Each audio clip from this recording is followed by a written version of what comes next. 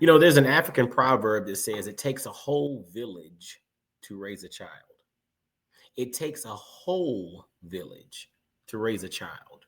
We live in an era in which, most of the attention is placed on the nuclear family, meaning the mother, the father, and the children that actually live in that household.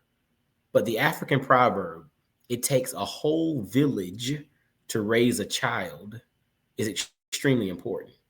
I'm a father, right? My wife and I have two beautiful children, and we live in a city in which we don't have any immediate family in close proximity.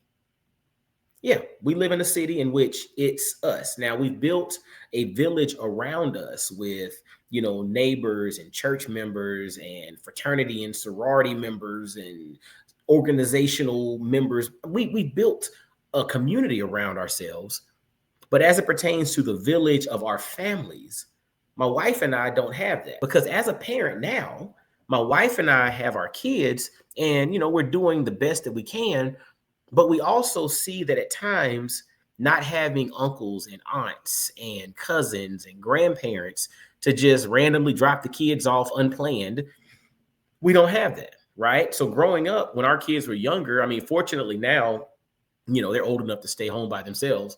But when they were younger, we couldn't go on a date night unless we had a babysitter, right? We had to find somebody. And the way I grew up back in the day in Augusta, Georgia, there was always an uncle, an aunt, a cousin, somebody, a close family friend who was basically like family that could always watch us for a little bit if my mom had to go do something, right? There was always that element of the village being there.